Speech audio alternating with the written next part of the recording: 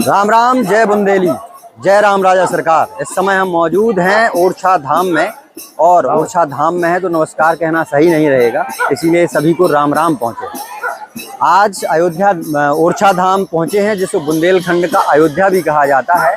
और यहाँ राम राजा सरकार को एक राजा के रूप में, राजा राम को पूजा जाता है, ना कि एक भगवान के रूप में। और इन्हें साथ में राजा की तरह ही पेश किया जाता है, उन्हीं की तरह उनकी पूजा होती है और उन्हीं की तरह उनका दरबार भी लगता है।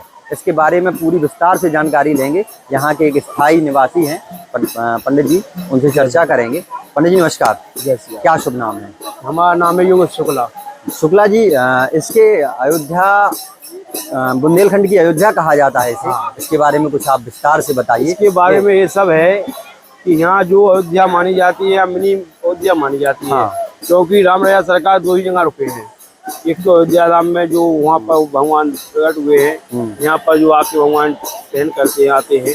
तो यहाँ की विशेषताएं ऐसी हैं कि यहाँ जो राजा थे, राजा मुदगुण साहब महाराज, उनकी रानी कुंवर गणेशी बाई जो भगवान को साथ में लेकर अयोध्या से आई थी।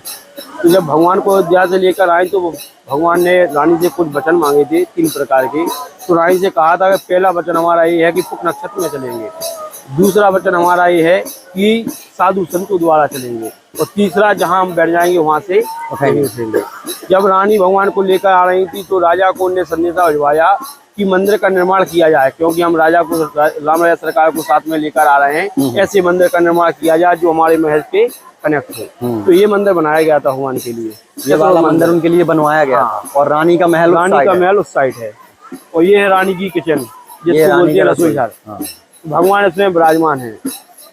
यहाँ भगवान को ऑनर भी दिया जाता है 5 लोग द्वारा, यही सब यहाँ गार्ड ऑफ ऑनर दिया जाता है, जो एक राजा के लिए होता है। और यहाँ की विशेषता है, यहाँ हरदोल बाबा का मंदिर भी है, बुंदेला ठाकुर बाबा का। यहाँ से जाएंगे आप राइट साइड में तो वो भी प्रसिद्ध है, क्योंकि वो मर के भी अमर है। अच्छा, यहाँ पे पुख नक्षत्र को ही वो चल कर आए हैं, तो पुख नक्षत्र की विशेषता यहाँ विशेष है। यहाँ पे पुख नक्षत्र के आयोजन वगैरह होते हैं क्या? बहुत जाना है, भजन कीर्तन होते हैं, उज्जैन भंडारा भी होता है, और भगवान उज्जैन स्वयं आए हैं। अच्छा। तो उसकी विशेषताएं जाना है। बहुत दर्शनार्थी बहुत लोग आते हैं यहाँ पे, तो पुख नक्षत्र में काफी भीड़ हो जाती है, 1-1.5 लाख के करीब लोग आते हैं। अच्छा। और ये इस मंदिर के बारे में कुछ आप बताइए। यहाँ पे अभी कौन वर्तमान में विराजमान? वर्तमान में विष्णु भगवान का मंदिर है। ये विष्णु भगवान को यहाँ स्थापित किया गया है, क्योंकि इस मंदिर में विष्णु भगवान की स्थापना है। और भूल भुलैया है, घूमने के लिए भी है। अच्छा, भूल भुलैया नीचे से ऊपर तक जा सकते हैं आप घूमने के लिए।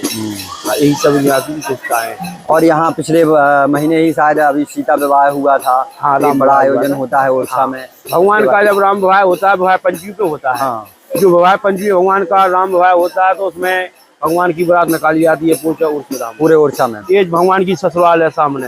अच्छा, वो मंदिर दिखाई दे रहा है ना, यहीं पर भगवान की बारात जाती है, वहीं पर भगवान का पूरा कार्यक्रम होता है विधिवत। अच्छा। पूरा शादी, टीका, मंडप, बुंदेलखंडी रिवाज से, पूरा बुंदेलखंडी रिवाज से होता है, पूरा कार्य होता है। बढ़िया विचार से होता है। भगवान का भोजन प्रसादी भंडारा भी होता है पूरे यहाँ एरिया में। सब लोग यहाँ बैठ के भगवान का प्रसादी पाते हैं। भंडारा सब कुछ यहाँ पर प्रसिद्ध होता है भगवान का। आप यहीं के निवासी? हम यहीं के निवासी हैं। हम विवाह, पूजन, हवन सब कुछ कराते हैं, शादी विवाह सब कुछ कराते हैं। यहाँ कुछ और विशेषताएं, जैसे प्रसाद में एक लड्डू दिया जा रहा है। यहाँ का राजभोग प्रसिद्ध है। अच्छा। हाँ, जैसे आप राजभोग में पूरी है, सब्जी है, खीर है, रायता है, ये सब भगवान का लगा हुआ प्रसाद अपन को 1 बजे मिलता है। 1 बजे में जब भगवान का राजभोग लग जाता है भगवान को, उसके बाद अपन को वितरण होता है। 500 रुपये की थाली है, 700 की है, 200 वाली है, जो मतलब जो भी दर्शनार्थी को देना हो उसके रूम में प्रसाद मिलता है। अच्छा, परिसर में एक चीज और मैंने देखी कि राम राजा सरकार तो बैठे हैं, लेकिन राधा कृष्ण जी को भी स्थापित किया गया है, उसके बारे में क्या? कृष्ण कहो चाहे राम, जग में 2 है प्यारे नाम। भगवान ने जब यहाँ पर ये राधा कृष्ण का मंदिर बना हुआ है, भगवान की ससुराल है। अच्छा। तो चित्तौड़ के रूप में भगवान कृष्ण के रूप में है। जो कारीगर ने मूर्ति बनाई थी राम जी की, क्योंकि राम और सीता की मूर्ति बननी थी, तो कारीगर ने जिस तरह मूर्ति बनाते गए, तो उनने बनाई तो है रामी रूप में, लेकिन वो होती गई कृष्ण रूप में। मतलब चाहे कृष्ण कहो चाहे राम, भगवान के 2 ही है प्यारे नाम, तो वो कृष्ण रूप में है। इसीलिए सिया जानकी मंदिर कहा जाता है, भगवान की ससुराल कहा जाता है।